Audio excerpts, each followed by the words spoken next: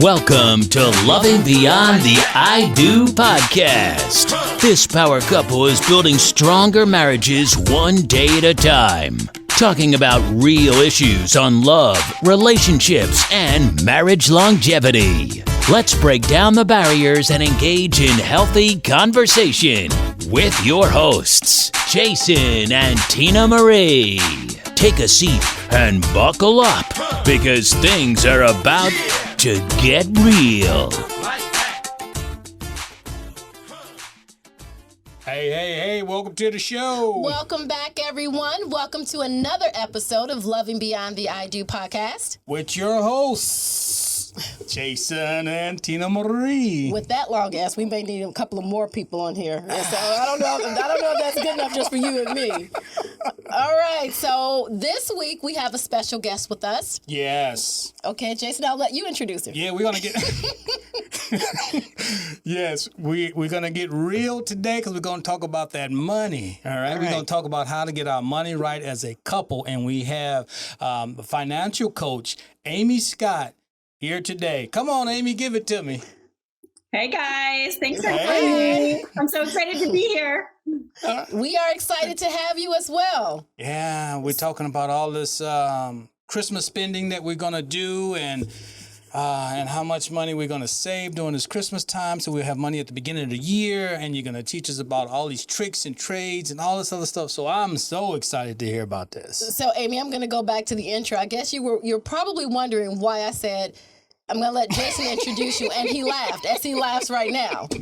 So I bet you're wondering why. Yeah, why? Because every time we have a guest on, and they have a non-simple name, he lets me introduce them. I said, baby, you got that one. Right. So you got that one, baby. So in case I fumble it, it's not on him. So I figured Amy and Scott, he can pretty much handle that. Hey, so, I got that. I was like, yeah, Amy, Scott. I'm like, yeah. So I figured it was a task he could easily do. When you said that, I'm like, yeah, I know where you're going with this. So that's why we laughed, because he always puts me on the spot with the more difficult names. Yeah. Well, you got it done, Jason. Good job. Thank you so much. So, all right. So, Amy, tell us a little bit about yourself. Sure. So I am a financial coach. I work specifically with couples. I live in Baltimore. I was pulled into the vortex, as we call it in Baltimore, by my husband. He is a Baltimorean. He's been here, born and raised, youngest of 8 kids in West Baltimore. And once I met him, we were not going anywhere else. So all right. We have 31 nieces and nephews, almost all of whom are in this area. And that's nice. 2 sets of grandparents and 2 boys who are 11 and 13 who like spending a lot of time with family. So that's a big piece for us here. All right. So you will not be moving to the warmer climate. Not anytime soon, no. No, right. Unless you say, okay, guys, I'm giving everybody 5 years. Pack up everything, get everything you need to do, because we're all moving. That's wonderful to have everyone in one place. It is. So you said you are a financial coach to couples. Yes. How is that? Is that very... It's fun, baby. I don't think so. Yeah, getting people on the same page. I bet it could be excruciating pain sometimes. I bet you have a couple of headaches.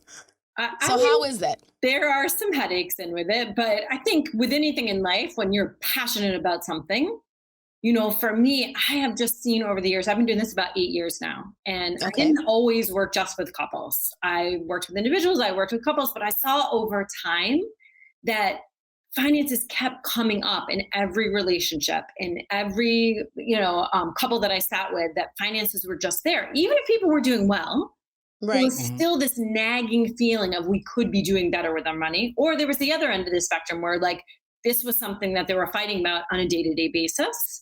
And so, but the piece that really kept coming up for me was it was getting in the way of couples living out their bigger purpose.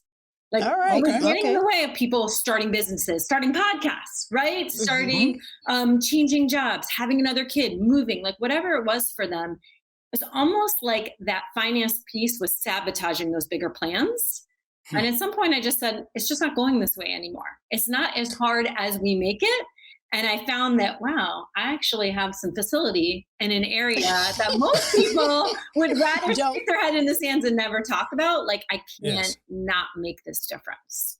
That's funny. It's a small world, because I use those exact words. I was giving my son some relationship advice, and I said, it really is not that hard. Like, it doesn't have to be that hard. It shouldn't be. So with finances, so when you said it kept coming up, were you just talking to people every day talking, or were you doing something else with couples that the conversation kept coming up about finances? Well, it has come up for years. How I started, just real quick, as a financial coach. That was not my background. I studied public health. I had my master's in public health. That's what I was doing. And then this is public health. You're helping the public. Well, and that is what I say. So any of my professors who are listening, I have stayed the course. I definitely think that finances and personal health is for sure, especially saying, absolutely. I'm with you on People get killed over that. I'm with you 100%. But it wasn't the trajectory I was on. Let's just put it that way. And then my husband and I had a couple kids back to back, seemingly much sooner together than we had anticipated they would be. Well, Amy, nothing. Go ahead. Yeah, I was going to make a little comment, but that's okay. I'll give no pun. Go ahead. How close to back to back? No, they weren't that crazy back to back. It felt like they were back to back, but they were really actually 21 months apart. They're 1 year apart in school, but at that time they were 21 months apart. So I had this newborn. That's a lot. I had, still like a 1.5-year-old or almost 2-year-old who had a lot of energy. Right. Every day at 4:30 a.m. I got this baby I'm taking care of in the middle of the night. And what happened to me, guys, is that I was not ready to go back to work. It was not something I had anticipated. I actually didn't feel that way with my first son. But once I had these two boys, I was 35 years old. I turned to my husband, who was in about his maybe 5th year as a high school teacher at that point, and said, I really want to be able to take some time off. This wasn't what I had thought, but I'm exhausted. I'm overwhelmed. What can I do? He's like this. What? Yeah. He said, I'm sure we can make it work. I'm sure we can make it work. Well, sure. What else is he going to say, right? He was supportive. I mean, I was carrying around 2 children at that time. So, but we looked at the numbers and it was like, yeah, we can't do that. Like, we cannot get by just on his income, despite the fact we were living in a 12-foot wide row home in Baltimore. We were just not going to be able to pay for what we were carrying at that time. Oh, wow. Okay. And I remember feeling like, how come we didn't create this as an option? Like, it's not like having this for us. Like, we knew this was the path that we were led on. Exactly. Yeah. But preparation, right? Yes, exactly. Like, what decisions could we have made differently in order for this to be an option? Because I'm always thinking that about finances, not about having tons more money, although I want that for everyone, but it's about having more options. And it felt like that option was just cut off for us. And I don't know about you, but I kind of assume this about you too. You're not the type, and I'm not the type to just say, okay, well, that's how it is. Let me roll. No. That's not how it's going. So we dug into our income, we dug into our expenses, and we started to consider, what could we change, give up, shift for this season of our life. Okay. Maybe not forever, but for this season, to give me the opportunity to be at home for, let's say, 6 months. That was the original plan. And what we found was that the gap was much smaller than we thought it was. Oh, that was good. Okay. A lot of clarity about our income, our expenses. The gap for us at that time was only about $600 a month. Okay. And once we saw that, it was like game on. My husband started tutoring. He was doing some handyman work. We were picking up, odd jobs in the neighborhood. And we started to bridge that gap more and more, such that I ended up being home with my boys for 4 years. Wow, wonderful. Right? That's what I wanted by choice at that time. And to answer your question, Tina Marie, at that time, about a year or two into that, people started to say, what are you doing differently? Absolutely. I was going to say, which changed the trajectory of your life. Now you're down that path that you had no idea this is where you were going to go. Okay. Exactly. That was wonderful. Exactly. People got real curious. People actually started to ask, well, did you get a loan? Like, did you take a loan? Like, did you get like a home equity loan? Did you take a loan from your parents? Like, what did you do? And I'd say, no, we just changed the way that we were budgeting, the way we're allocating our resources, got them more aligned with our values. If you want to come to my kitchen table between 12 and 2, that's when my boys nap. And that's how I am not kidding you, 10 plus. Right, because it was like, wow, Amy, you're home for a year. Yeah. Amy, you're home for 2 years and things haven't changed. Yeah, you haven't missed a beat. Right, you guys are still living in the same house and you seem to be doing well. Yeah. Yeah. Right. It's not what we say, but what we do that most people take notice of. I really believe that. Right. So how did that help you in your marriage? I mean, obviously, when you start working on your finances and stuff, you guys probably got tighter and your relationship got even better. Or or her husband his tie start getting tighter. And right. So what happened? So how did you and your husband go about doing it? Well, first we sat down, we did all those things you kind of think about as far as finance go, right? Like, all right, let's pull up credit card statements, bank statements for the last 3 to 6 months, pull out the highlighters, kids are napping, kids are asleep, we're going through things. Well, do we need that? Gosh, I forgot we had that annual membership to that thing. Well, could we lower this? Could we get rid of that? We just started to get aligned with each other because we had a common goal. Right. It wasn't like we were carrying around necessarily bad habits before. We were just checked out. We were just, young parents, newlyweds, and then young parents who were doing the best that we could with what we had, but not really considering there may be a better way to do it. So it really brought us together on that goal. And then once we bridged that gap and there was more income coming in, because within a year and a half, my husband got offered another teaching job. And it was a more highly paid teaching job. And guess what? They offered us housing. Oh, wow. Okay. So, and it was provision. We had to pay for some of it, but it was much lower than what we were paying for. So we're renting out a row home. We're living on campus. A year after that, they said, how about having a Chinese exchange student? And we'll pay you for the month and we'll subsidize your rent. I'm just telling you, these were the kind of things that we were looking at because every dollar that thinking outside the box. Yeah, right. When you just start tackling your things head on. And as you said, not just looking at what's in front of you, but saying, how can we change it? And how can we make this work? That's the basis of our podcast. Not looking at where you are or what's going on, but how can we change it? What can we do differently?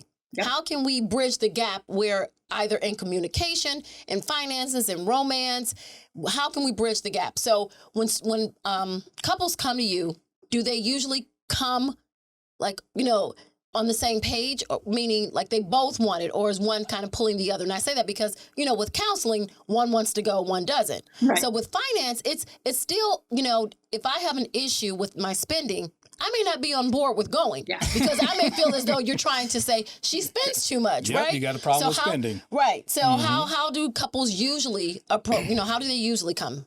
I would say 9 times out of 10, there's one person that has found me and maybe does have more of an interest, but I never work with a couple until I've had what I call a discovery call, which is basically like, let's get down and dirty here. Like, what are we here for? And are we a right fit to work with each other?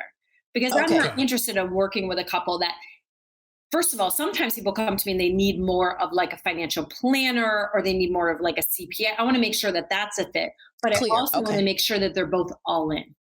My husband and I have I've done coaching programs for about 15 years. Even before I was married, I was trained in coaching. And then we did a program called Couples Coaching Couples. We did that for almost 10 years. I shared that just to say I kind of wear 2 different hats. I have that financial nerd hat where spreadsheets are my love language, right? And I want to run all my money to you.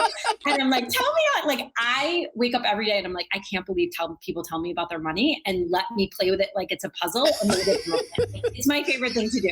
That said, I also wear the hat of, all right, Jason, all right, Tina Marie, what are we here for? And then listening out what's important to you. Because there's the initial thing that people say, of course, we have a spending problem. We want to save more for retirement, college. We want to move. We're in debt, whatever that is.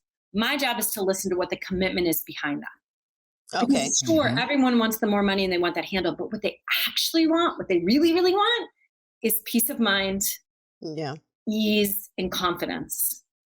And they want that with their relationship with money, and they want that in their relationship with each other. So I'm listening to that. And the reason I share that with you is because 99% of the time, even if someone was quote unquote dragged to the call, by the time they get present to I want that too. I do want to feel that confidence. I do want to have that peace of mind. And if they see that financial coaching or doing work together around their finances to that, they're in. So are your couples usually of what age range? What demographics? It's a big age range. I had newlyweds today, which is really fun because they had no baggage. A clean slate. Right. You're like, I can play with their money and they're going to listen.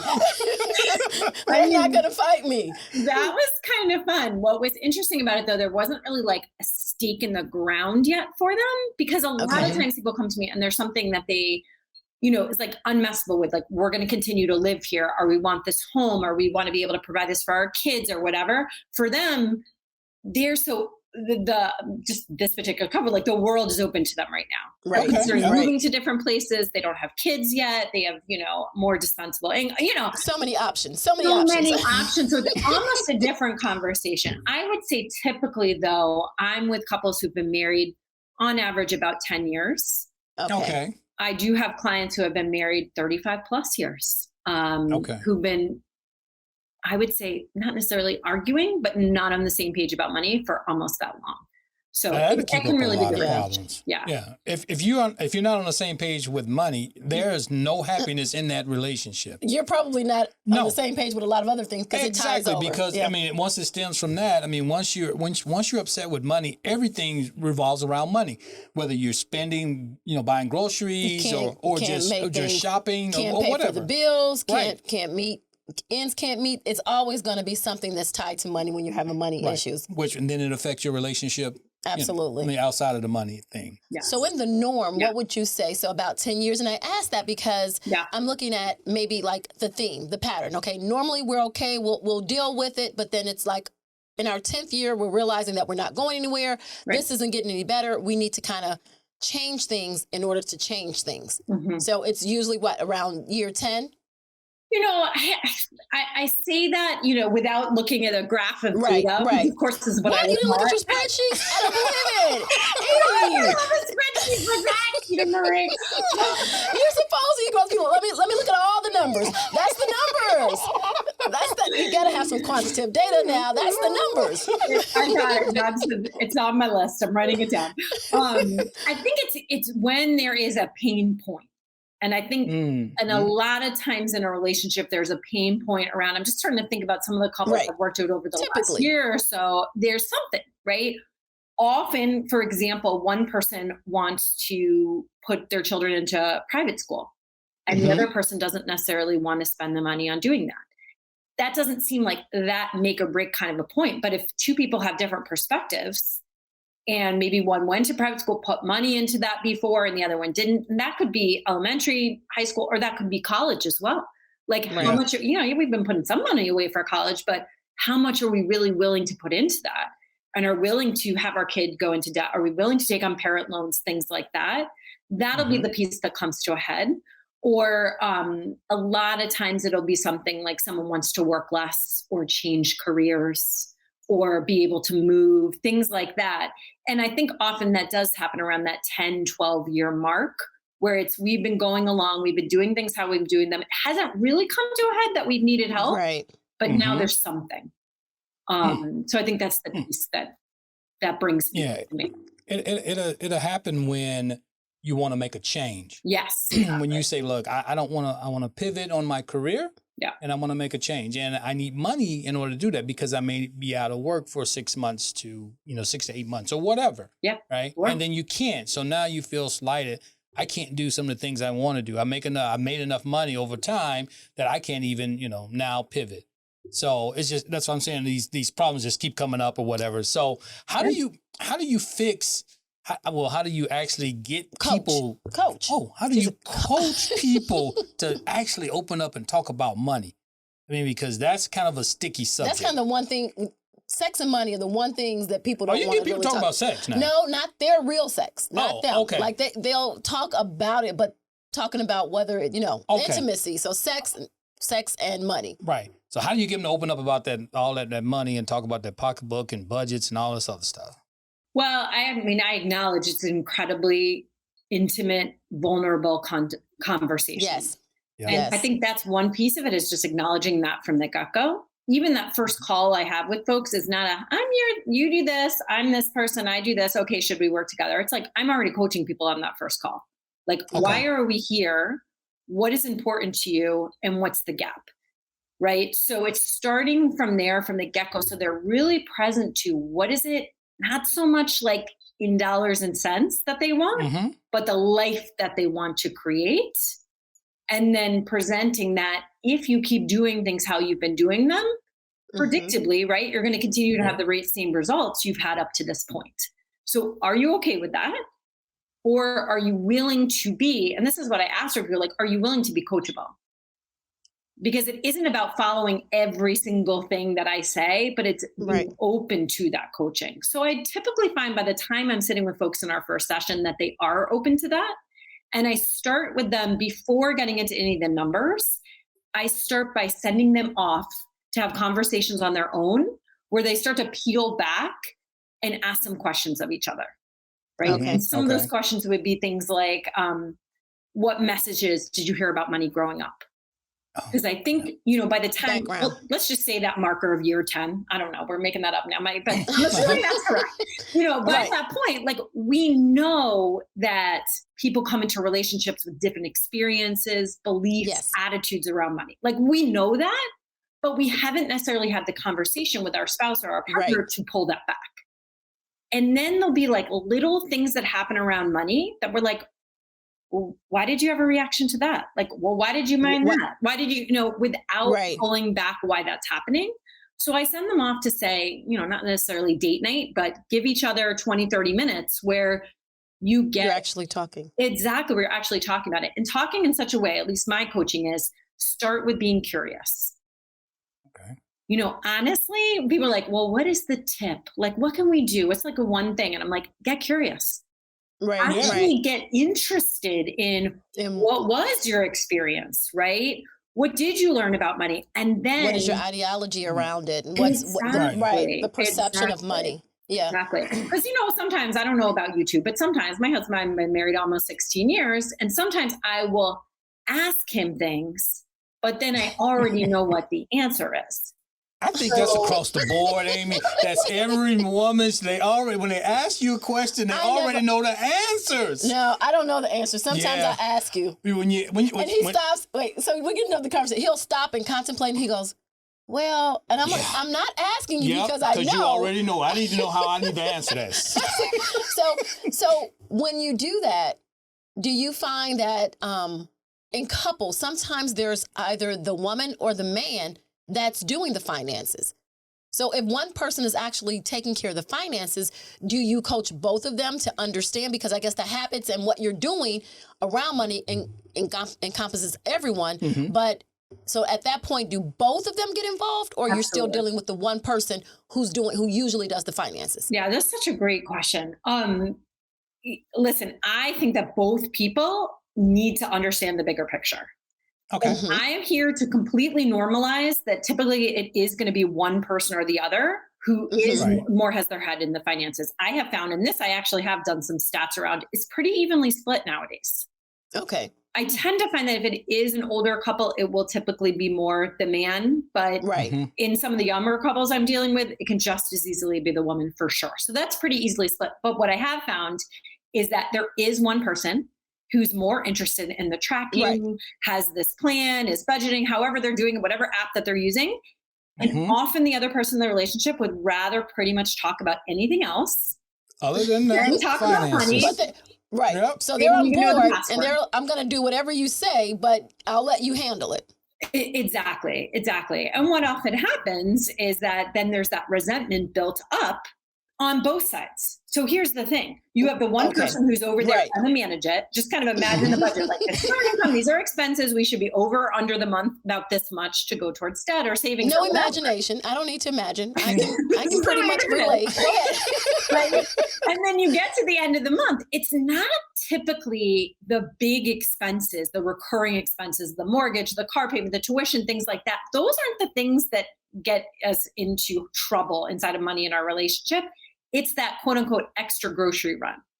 It's that Amazon purchase. It's more of that day-to-day spending where the person, Amazon purchase. Yeah. Well, the person who's managing the money thinks it's going one way, has a plan all laid out. They haven't necessarily shared that plan with their partner. So when they go swipe and they go, well, wait a second, we were going to be able to put this towards debt. We were going to be able to save this. And the other person's like, well, I had to take the kids out for pizza after the basketball game and 4 other kids came in. Those are those small. I don't know if you're laughing because it's like a laughter of recognition, Jason. Yes, it is. Yeah. The guilty will always show themselves. Listen, I'm sitting over here squirming, right? Like, Amy, can we change the subject? You're all on my toes here. Yeah. That's me to a T, Yeah, especially the Amazon. I mean, the truck and the extra purchases and the extra grocery runs. Yeah. All of that. That's me. That's me. Well, I So think when oh, sorry. Go ahead. No, go ahead, Amy. I was just going to say, I think you're pretty normal in that, because that's what I hear over and over. And the issue is that both people in the couple are seeing things from their own perspective. It's kind of like when you have a racehorse, right? And they have those blinders on and they can only see in front of them. That's like the image I have a lot of times when I sit down with couples. If I have separate conversations, they're telling very different stories about what's happening with their money. So my job, to your point, Tina Marie, is to bring them together. There's still going to be somebody who manages the finance, who enjoys that more. We've had our dog Bear, for 5 years. I have never walked that dog in the morning. My husband and I never talked about that, but that's just a role that he took on.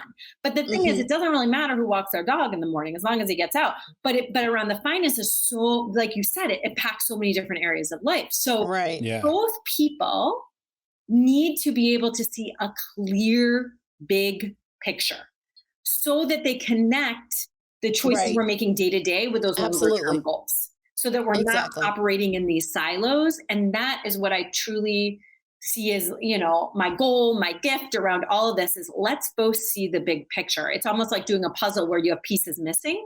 How frustrating is that when there are pieces missing, but you can't put your finger on them? My job is to be like, here's the whole big puzzle. And where do we want, what are our goals, and how can we shift it to get you where you want to be, instead of surviving month to month, which is what so many people are doing around finances nowadays, just getting by. Yep. Is that because people just stick their head in the sand when it comes to financing? They don't really want to talk about it? Or maybe they didn't have the background. Maybe they, Yeah. I mean, like, they don't want to, like, if you don't know how to talk about it, you just avoid it. You just deal with it. Like she said, people are just surviving. This is what I've always done. This is what I was not formally taught. And so we're just going to continue to do this. Kind of mix things. How do you do it? How do we do it? And we come up with some kind of understanding. So I was going to say, sort of like with Jason and I coaching, we coach couples. Yes. It's a difference. As you said, sometimes people think it's therapy. Right. So when you said sometimes people come to you and what they really need is a financial planner or a CPA. So what entails coaching, and how does that differ from when people actually need a financial planner, so that people can understand what is the difference between financial coaching and, needing financial help? So I think that's great. Well, help. I want to say the third category I often say to people is financial planner, CPA, or therapist. I will refer people to it there. I will. And there's, because sometimes we can work in parallel really well. So I'll have couples who come to me who are already seeing a couples therapist or a couples counselor. We don't work in parallel. And one of my biggest, referral partners that refer people to me are therapists and counselors. Okay. So this financial issue keeps coming up.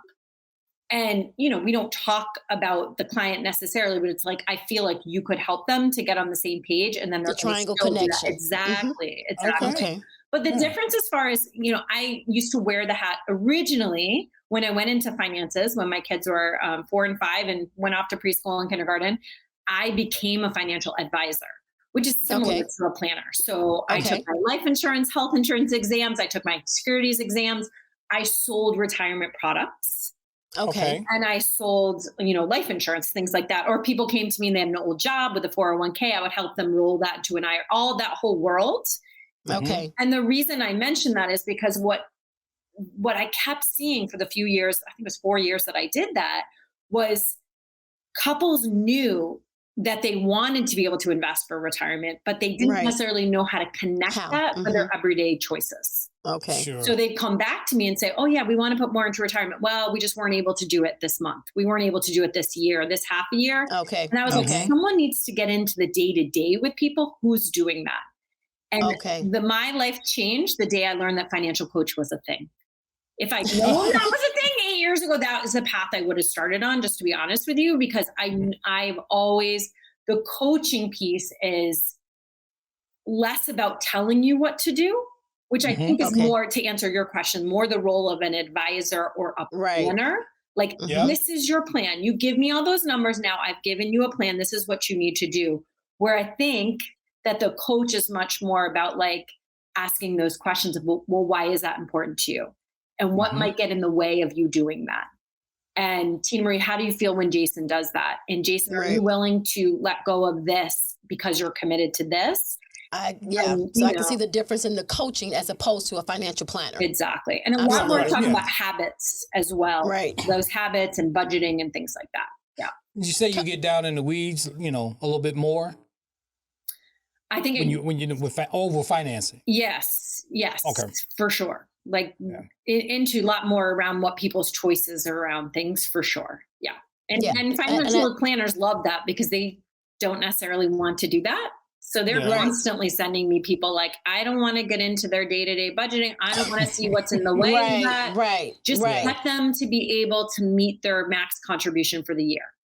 Okay. There's such a blurred line because when you're coaching in finances, you're pretty much kind of coaching, as you said, in therapy. You're coaching, like the lines are so thin there that they kind of just run over. And I think that's probably why, because financial planners have a strict thing that they're going by, and they're not really trying to get into relationships. Well, right. Anytime you're dealing with relationships and couples, the lines all blur. Yeah, that's true. Yeah. Could be with people. Yeah.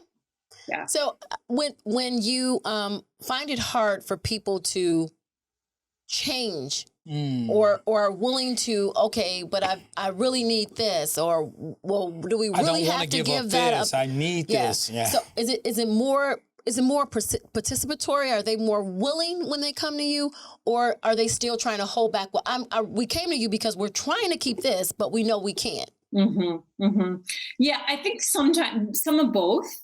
But I think the piece about it is kind of that piece I said before, as far as like, there's a pain point. There's something that they want that they don't see. They don't see an aligned pathway to getting right now. Okay. So usually by the time they've committed to working with a financial coach, at least in my experience, and there's a lot of financial coaches out there, as you know, there's a lot of relationship coach, whatever. But the way that I do it is like, are you in?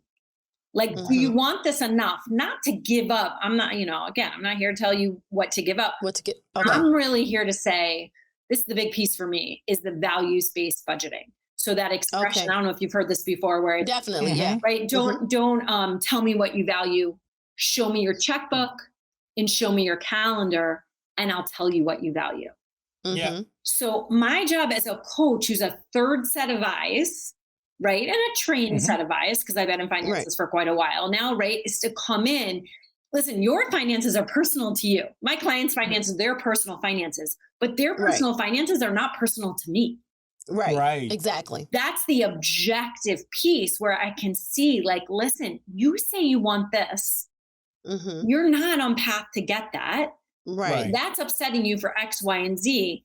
Let's pull that apart and let me show you a pathway to potentially get there and see if we can get your alignment.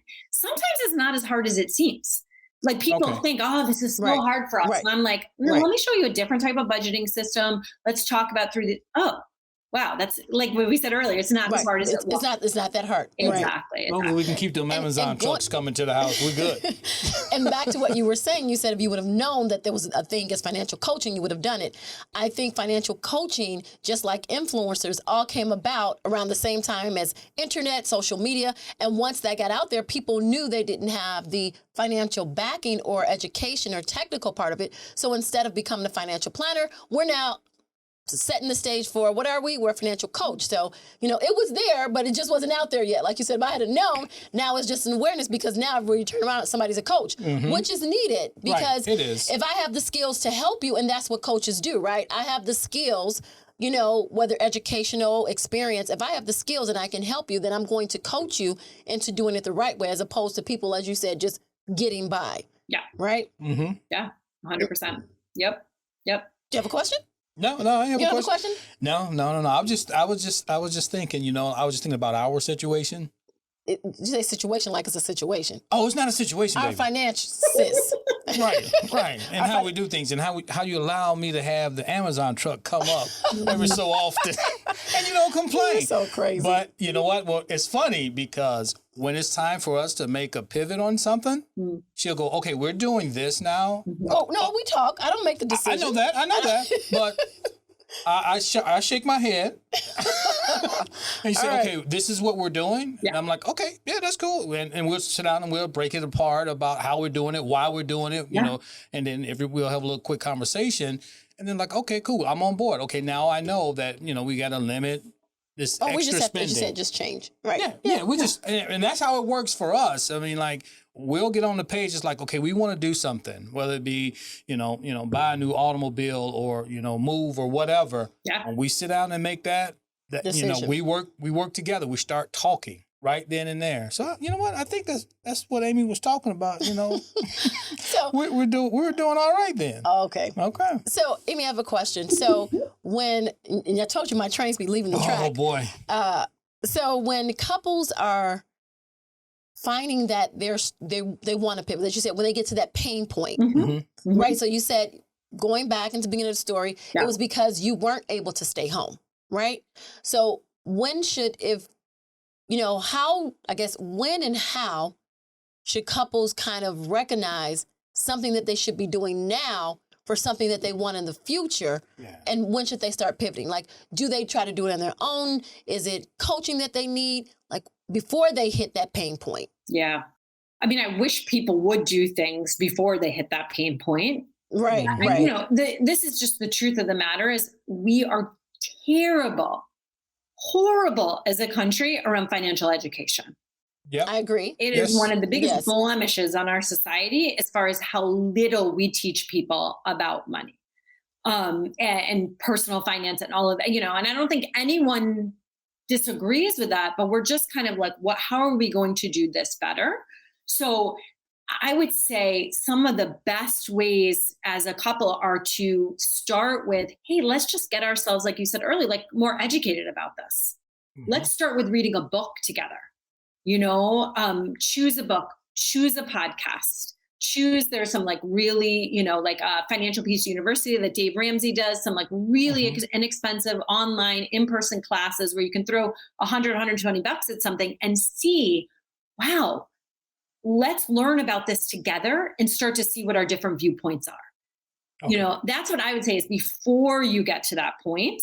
I mean, I do think like that couple I was talking about earlier, that's a newlywed today talking with me. I'm like, okay, you're being proactive here. That's great. Right. You already see that you did not like appreciate or understand how your parents manage money, for example. Right. Or maybe there's like something big coming up for them that they would want to put themselves into that. But I typically think it's like, just recognize that none of us has enough education around this.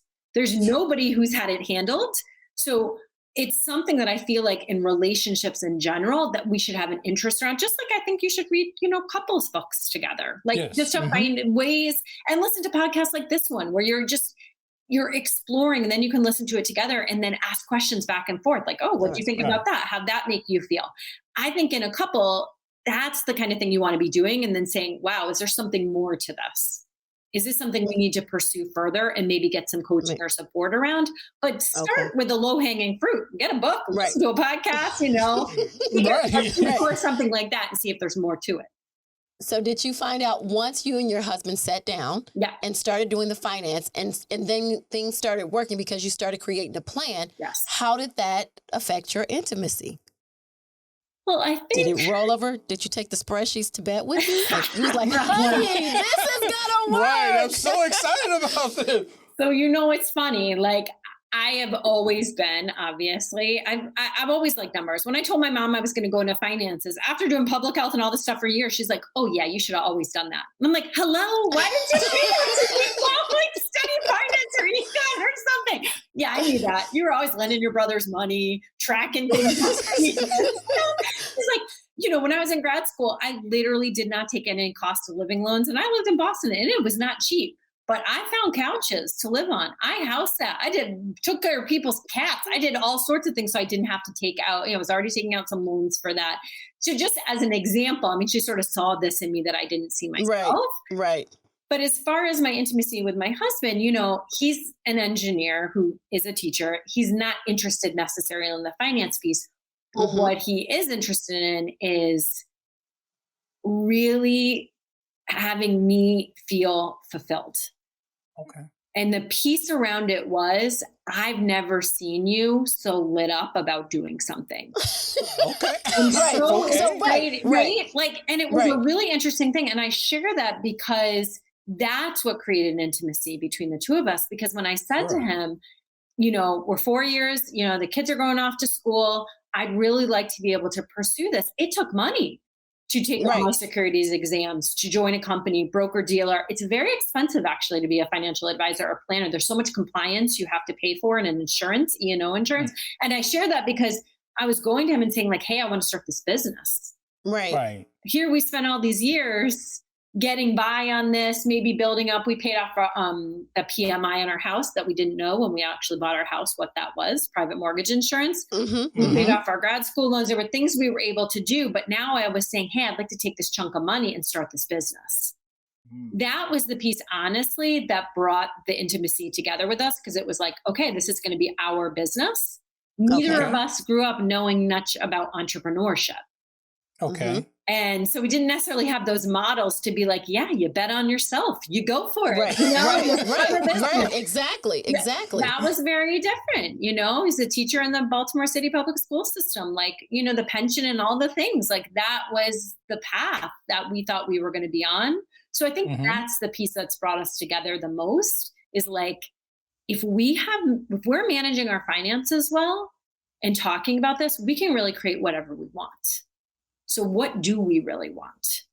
And when you say that, so doing it together and him backing you brought you closer together. Absolutely. And then you say, talking about the finances. Yeah. So, which means that people have to be able to have a good line of communication. Yes. Yep. So do you think that your communication was there prior to, or did you guys enhance it or fix it if there was any tweaking that needed to be done during that process of saying, let's go into business and let's talk about it, because the communication has to be there? Yeah. I mean, I think honestly, what helped us the most around that was the organization I told you we were with, which is Couples Coaching Couples. Okay.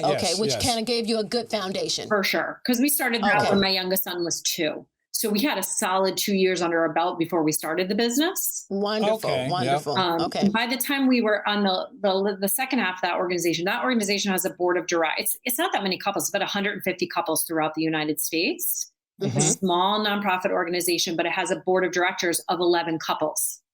So we were in it for 5 years. Nick and I joined the board of directors as a couple, voted as a couple. Right? Right. So now your different views have to be one view. How are we going to do this? Yeah. I mean, it took some communication. Absolutely. Exactly. So it's the things. Piece. Yeah.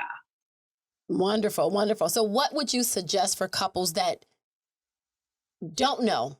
What are some of the signs, or what advice could you give them to help them recognize that maybe it's time to talk to all someone? The financial arguments that we're having, or the things that are not going well, maybe it's stemming from our finances. And then to seek coaching. What may be some of the clues or something? Well, I mean, I just first of all want to normalize again that this is something that the majority of couples have dealt with or are dealing with, at least in the United States. So let's just be real that, like, we've all seen different studies, but it's a quarter, it's a third, it's a half of all divorces where people say that finances are the main cause. Finances was the issue. Right. Mm-hmm. So I just want to be like real that this isn't like oh, well, maybe we have that. No, that seems like something people wouldn't have. Like, everybody's dealing with it. Like in some couples, well, we didn't have kids, so you don't have to deal with the kid thing. Or maybe like your parents aren't still alive, so you don't have to deal with the elder care thing. Or, different things you deal, or someone's not an entrepreneur in the relationship, so you don't have to deal with that. But in every relationship, we deal with money. You cannot get away with it. So I just want to be clear. It's like, we are all swimming in this. We are all dealing with it. And nobody has it handled. Okay. So some are sinking to the bottom real fast. To the bottom. But when people are having financial issues in their marriage, do you think coaching helps, or do you think counseling helps? Like sometimes people are really having true financial issues because either one is overspending, one is not bringing in enough money, whatever and their then circumstance. blame goes along with that if you don't bring in enough money. Yeah. Right. So let's not confuse the difference between trying to set goals in financial coaching and when people actually need, as you said, a therapist. Yeah. So I think that piece of it is a fine line. Mhm. is a fine line that's there. And just like with starting with a therapist or a counselor, I mean, I always recommend talk to a few different people. Like find Okay. your person. They could be a phenomenal therapist, but they still may not be your person, right? Right. Right. Same thing as far as coaches go. So it is a fine line. I've seen it go both ways. So I think that in general, if there is that, like, we can't really talk about it, Right. it's like literally, Absolutely. we cannot talk about this, then I'm going to direct people to see a counselor. I mean, let's just use counselor at this point. Like Mhm. see a counselor, whether it's a financial counselor, but really like a couples counselor, you Mhm. know, or a therapist, but you know, somebody that is a fit for your couple so that you can bring some of that stuff to a head. And then Right. when you're in a place that's like, okay, we can talk about this, a counselor or a therapist is not going to give you the best way to manage your money and how to be on the same page and, you know, budgeting and all that kind of stuff, but they'll help you get underneath what some of those issues are, which I think coaches tread a fine line and some do that better than others. But Right. really, if this is something that's coming up every day where there's arguments and resentment and upset, Yes. Yes. I'm directing people towards counselors and therapists on my initial Okay. call with them. And I think Okay. just like you guys, like, because I've had a lot of experience in this, I can suss that out pretty quick. Okay. Right. You know what I mean? Like, Yeah, you have Right. if you're willing Yes. to have open, vulnerable conversations with people and ask the real questions, that Right. will rise to the surface very quickly. Where I was Yeah, going to you say can't- you can't immediately. mask that. Absolutely. Right. Absolutely. Right. Who you are always comes to the top. Yes. You can't hide it. So, what is some advice that you give couples pertaining to finances Yeah. or to pertaining to anything? You've worn several hats. You're right. Exactly. Well, so the piece, you know, kind of going back to our earlier conversation, there's those 3 steps I really encourage couples as far as get curious, Mm-hmm. Mhm. ask questions, Okay. and listen. So, And- get curious about your finances. Well, get Ask- curious about the other person or your about what your partner's fine. partner thinks about finance. The whole world, Okay. of it, Tina Marie, the Yeah. whole All right. world of it. Yes, yes, And then ask questions Mhm. pertaining to the curiosity exactly. of what are your ideas about money? How Mm-hmm. did you handle it? How did your parents handle it? Yes, Maybe even right now, what do you think of money right now? Like, Right. what is your Exactly. whatever? Okay. or a and then question that I find really gets to the heart of a lot of this, because you know you're going Mhm. to ask like, well, what did you think about it? And what were messages you got? But a question that I think gets to the heart is there anything that you want to do? Is there anything that you want to have?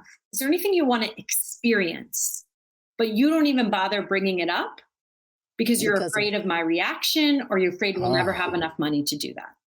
Wow. Wow, reaction. I don't think that's money. Wow. When you say you're afraid of my Wow. reaction, that may be a whole nother realm. Yeah. It is a whole nother run, but just imagine asking Right. that. Think about a couple that you know that you care about, and there's things that you know when they say that. Well, I'd really like to be able to travel to California this summer and see our family. Oh, I didn't know that was important to you. Well, I'd really like to be able to reduce my hours at work so I could pursue that business with my buddy John. Oh, wow, I wasn't sure. Right. Those pieces that start to come up. That's that curiosity is like, oh wow, I didn't Good necessarily questions. know that. You know what I mean? Yes. Yeah, Yeah. absolutely good questions. Yeah, Yeah. that as far as like the coaching piece, the questions, and I have like a resource on my website that has the 6 questions that I recommend. So that's Okay. something that's helpful to people. The other piece of it is when it's more the finance piece, I'll just give you one tip around this because, you know, Okay. I am a finance nerd and I could say lots of things. So I'm just going to say one thing. Just like take home advice. So after you've been curious, you've asked the questions and you've listened as much as you can without judgment or criticism. That's Absolutely. what we're all working That was on, key. right? A lot of times with couples, like I kind of said this earlier, as far as like recurring expenses, the mortgage, the Verizon bill, the car payment, Right. things like that, they don't often cause as much stress in the relationship. And that's because we Right. typically do a set day of the month for a Yep. set amount And a of money, set amount. Hmm. right? So They're one- known. Exactly. They're known. And even though your mortgage might be 3 times as much as any other bill, you know, Mhm. it doesn't You know, cause it's- as much stress because you know how to Right. plan around it. Absolutely. Right. So I recommend turning your everyday spending, that Amazon, the groceries, the gas, the takeout, all drinks with friends, whatever, turn that into a fixed expense. Okay. Mhm. Because right now there's a lot of swiping, whether you're using a credit card or a debit card. Sometimes what's upsetting to one spouse is that those expenses, once they go over a certain amount, and even if they're not going on a certain amount and they're thinking they will, Mhm. they feel like they're sabotaging the bigger plan. Like, and there's a lot of should in this area. We shouldn't be spending so much on groceries. We shouldn't be spending some, even as much on Amazon. That with ourselves, we think that. With our couple, with each other, we think that. So a way to deal with that is to turn that everyday spending into a fixed expense. And what I mean by that is look over the last few months, see how much you spend in everyday swiping, and then come up with a fixed amount. So let's make it easy and say that you spend maybe $2,000 a month. On this day-to-day spending. Set up a second checking account and transfer that $2,000 to that account. And then only use that account, which is now your spending account, for day-to-day spending. And what happens when they get to $1 and it's only 15 days into the month? Well, this takes some communication. It's not handled. Usually it takes couples a few months to get into the rhythm of about how much that's going to be. And, you can transfer some more over. But the idea is that. But if you transfer more over, then they're not stuck to that 2,000. That's right. It's a revolving account. Right. Yeah. Here's the thing. It's not about getting it perfect. Okay. So you may say 2,000 and then, wow, it's actually so much more than that. Okay, we need to revisit that plan. And be realistic. Listen, if you don't necessarily have the money, that's a different conversation, but you may have underestimated how much you need in that area. My experience is couples often overestimate how much they need in that area. And they end up carrying some of that money more over. But the big piece about it is like, we're not looking for perfection. We're trying to raise our consciousness in this area. We're trying to pay attention to how much we're spending on this day-to-day spending and have a plan around it. So if we know it's going to be $2,000 a month, $1,000 on the 1st, $1,000 on the 15th, then we can actually plan around it and much better know how much we have for savings or to pay off debt or to go on that vacation or whatever. I have a question. Okay. Bank accounts. You mentioned opening up another bank account for this new fixed income. How many bank accounts should we have? Or would you suggest? Do you suggest to couples? Yeah. Yes. How many? Yeah, I don't think you need more than 2 bank accounts. One is your bill account, right? That the income's coming in and you're paying your expenses out of that. Just imagine now, Jason, that one of your expenses, a regular fixed expense, is now that spending account. Yeah. Okay. So it's kind of like paying your, car payment or Verizon or anything like that. Whatever that amount the two of you decide that you're shifting over once a month, weekly, twice, depending really on when your pay periods are. That's how I usually do it with folks. Right. But I think having that one bill account and then having that one spending account that you transfer over like a fixed bill, you don't need much beyond that. Now, I do work with couples where they are keeping those accounts separate, and that's a different conversation. But as far as you're saying, like, how many do we need? That's all I think you need. Okay. So for individuals right now that are looking to become couples, or they're in that phase of it, right? So the honeymooners or newlyweds, and or people who are looking to get married. What are some suggestions around finances? I know you have the 3 points, but right now, what are something that they can do to be a little bit more proactive before they get married? Right. Because we've also had the experience where people actually get married and find out that their new spouse has tons of loans or debt. And so how do we become proactive right now without making the other person feel, on the spot, or, we want to create a safe, vulnerable environment where we feel that conversation should be open. So how would they do that around finances? Yeah, I mean, the same things as far as asking the similar type of questions, but I would say some of those things at the beginning of your relationship are like, well, I want to know, I want to understand what's important to you as far as what we're going to have or what we're going to be able to do inside of our relationship. And I would get really curious with that person as far as like, well, how do you manage money? Like, how are you handling that? So many people, go ahead. I'm sorry. Well, people just do it differently, right? Like or some people just don't have the conversation. It's so hard. And I think people who are looking to get married, they're afraid to bring up that conversation, even when they are curious. They're like, okay, how do we talk about finances? But because this is just something that I don't know how to bring up.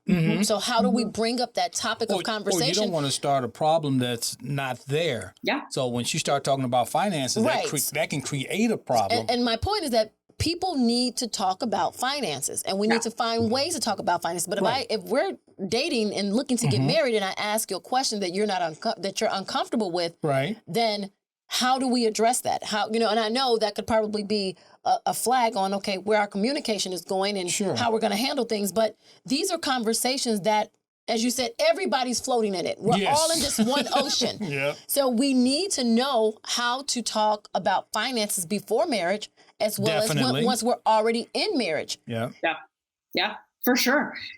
I think it's literally just having the courage. Because the reality is these conversations take courage. So starting from that point, it's like, well, what's the missing piece? It's having the courage to have that conversation, sit down and be like, I know whether we share bank accounts or not, like our finances are going to be combined with each other by virtue of being married. What's important to you to have?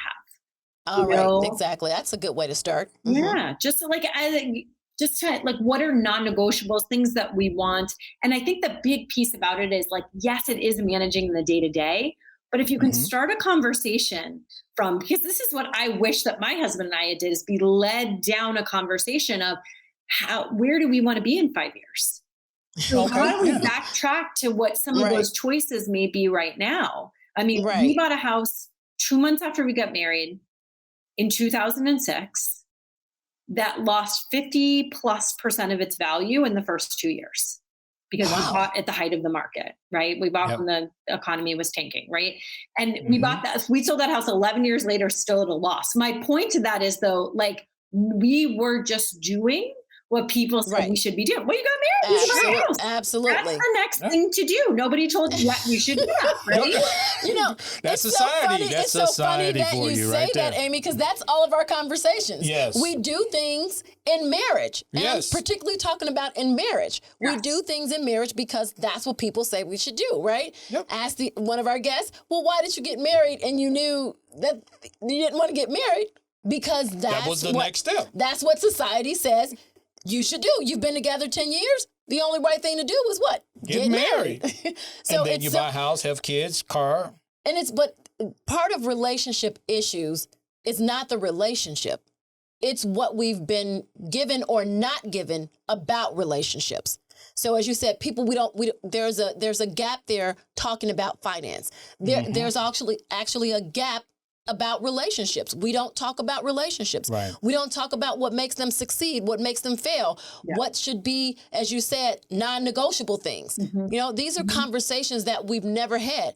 All the fairy tales say, all right, they got married. Happily ever after. And that's it. The story says the end. And literally it can be the end because we don't know how to begin that next chapter because we haven't been taught. We haven't been shown. We haven't been, as you say, guided down that path of what it takes to actually indulge in healthy relationships around finances, around intimacy, around communication, all those things that are essential in a marriage. And that's why I said it's so important when you said you wish, looking back, that you had been led down that path because we just don't talk about it. And I guess that's the best thing about social media now is that we're able to get the information in different forms and we can choose which ones best suit us. According to our level of consciousness.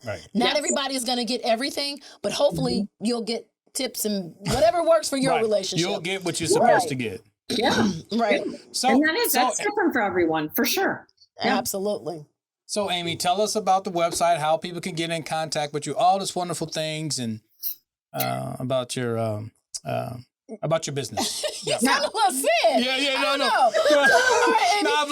I've learned so much from Amy. Amy's been an excellent guest, and then it's like, we're coming down to the end. It's just like, I don't know, but no. So tell everyone anything that's out there. How to get in contact with you and everything. All your information. The easiest way, I was just laughing at you guys earlier because my name, Amy Scott, like I just kept that for my business. Because, I dropped my maiden name. I'm not even going to say it. It was a hard maiden name. I just dropped that right out. All right. Good job, Amy. All right. So tell us right before you do it. Tell us, what was it? It was Sanborn. Okay, wasn't too bad. It wasn't that bad, but people were like, were you born in the sand? There was no E, wasn't URNE. There was all sorts of jokes around it. So when I saw Scott, I said, yeah, I'll take that. Thank you. So that's when I created my business. It's Amy Scott Financial Coaching. So my website is just Amy Scott Coaching. Okay. There's a couple things so on amyscottcoaching.com. That's right, amyscottcoaching.com. There's a couple things on there that I encourage people to go towards, which, like I said earlier, is that resource I put together, that guide that has some of those questions for couples to ask.